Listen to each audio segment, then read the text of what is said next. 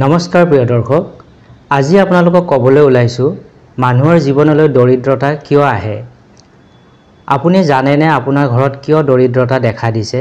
কেতিয়াবা জানিবলৈ চেষ্টা কৰিছেনে ঘৰলৈ দৰিদ্ৰতা আহে কিয়?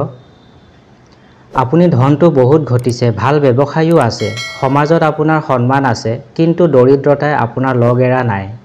তথাপিও আপুনি আজি পৰ্যন্ত জানিবলৈ চেষ্টা কৰা নাই যে কিয় আপোনাৰ ঘৰত আজিও দৰিদ্ৰতা আছে। তেন্তে আজিয়েই এই 20টা কাৰণ জানি লওক। এই কাৰণসমূহৰ বাবেই আমাক দৰিদ্ৰতাই লগ নেৰে।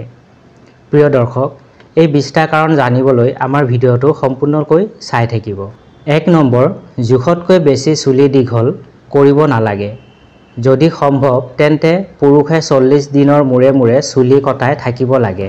2 নম্বৰ, ঘৰলৈ আলহী আহিলে খং কৰিব নালাগে। বহুত মানুহ ঘৰলৈ আলহী আহিলে খং কৰে আৰু তেওঁক মনে মনে বেয়া পায়, কিন্তু এনে কৰিব নালাগে।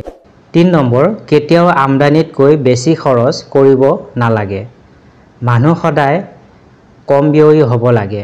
যদি আমাৰ ওচৰত 1 টকা থাকে আৰু আমি 10 টকা খৰচ কৰোঁ, তেন্তে দৰিদ্ৰতা অহাৰ এক ডাঙৰ কাৰণ। 4 নম্বৰ, যদি আপোনাৰ ঘৰলৈ কোনো আলহী আহে বা আপোনাৰ পৰিয়ালৰ কোনো ব্যক্তি আহে, তেন্তে কেতিয়াও বেয়া ব্যৱহাৰ কৰিব নালাগে।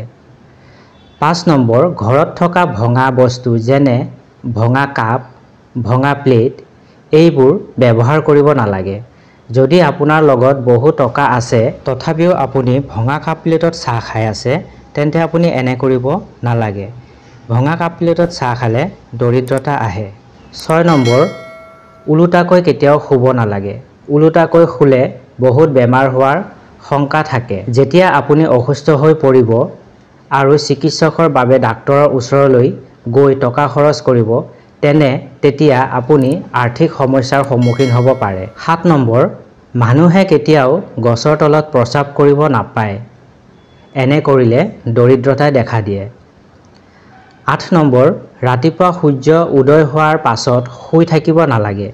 এনে কৰিলে দৰিদ্ৰতা দেখা দিয়ে। 9 নম্বৰ, ফটা কাপোৰ মানুহে কেতিয়াও পৰিধান কৰিব নালাগে। 10 নম্বৰ, মহিলাসকলে থিয় হৈ কেতিয়াও চুলি বান্ধিব নালাগে। 11 নম্বৰ, অন্ধকাৰত কেতিয়াও আহাৰ গ্ৰহণ কৰিব নালাগে, কিয়নো আন্ধাৰত আহাৰ গ্ৰহণ কেৱল শয়তানেহে কৰে। 12 নম্বৰ, ৰাতি কেতিয়াও ঘৰত ঝাৰু মাৰিব নালাগে। এনে কৰিলেও ঘৰত দৰিদ্ৰতা আহে। 13 নম্বৰ, আমি যেতিয়া চাকি জ্বলাওঁ তেতিয়া মুখেৰে ফু কৰি কেতিয়াও নুমুৱাই দিব নালাগে। 14 নম্বৰ, কথাই পতি মিছা শপত খাব নালাগে। প্ৰায় মানুহে নিজৰ মিছা কথা ক'বলৈ মাক দেউতাক বা ভগৱানৰ শপত খোৱা দেখা যায়, কিন্তু এনে কৰিলে সেই ব্যক্তিজনৰ ঘৰলৈ দৰিদ্ৰতা অহাৰ মূল কাৰণ হ'ব পাৰে। 15 নম্বৰ, শ্মশান নতুবা কবৰস্থানত কেতিয়াও হাঁহিব নালাগে, কিয়নো ইতিমধ্যে তাত শূন্যতা হৈ আছে। তাৰ উপৰিও যদি আপুনি সেইবোৰ দেখি হাঁহি খিটিঙালি কৰে, তেন্তে ইও আপোনাৰ দৰিদ্ৰতাৰ কাৰণ হ'ব পাৰে। 16 নম্বৰ, মনলৈ কেতিয়াও ঋণাত্মক চিন্তা ধাৰা আনিব নালাগে। 17 নম্বৰ, হাত মুখ নোধোৱাকৈ কেতিয়াও আহাৰ গ্ৰহণ কৰিব নালাগে। আমি সকলোৱে জানো যে হাত ধুই আহাৰ গ্ৰহণ কৰাটো স্বাস্থ্যৰ পক্ষেও ভাল। হাত মুখ নোধোৱাকৈ আহাৰ খালে আমি বেমাৰত পৰা আশংকা থাকে। 18 নম্বৰ, মা দেউতাক কেতিয়াও অপমান কৰিব নালাগে। আমি সকলোৱে দেখিছোঁ আৰু জানো যে যিসকল লোকে মা দেউতাৰ অপমান কৰে তেওঁলোক কেতিয়াও সুখী হ'ব নোৱাৰে। 19 নম্বৰ, মকৰাই বনোৱা জাল কেতিয়াও থাকিব দিব নালাগে। বহুত মানুহৰ ঘৰত মকৰা জাল থাকিলেও আঁতৰাই দিবলৈ পাহৰি যায়। যদি আপোনাৰ ঘৰৰ কোনোবা চুকত মকৰাৰ জাল আছে, তেন্তে শীঘ্ৰেই তাক চাফা কৰি দিয়ক। 20 নম্বৰ, সদায় আহাৰ গ্ৰহণ কৰোঁতে ভগৱানক ধন্যবাদ দিব লাগে। ভগৱানক ধন্য নামানি কেতিয়াও আহাৰ গ্ৰহণ কৰিব নালাগে। গতিকে উপযুক্ত কাৰণবোৰ মন কৰিলে নিশ্চয় আপোনাৰ ঘৰৰ পৰা দৰিদ্ৰতা দূৰ হ'ব।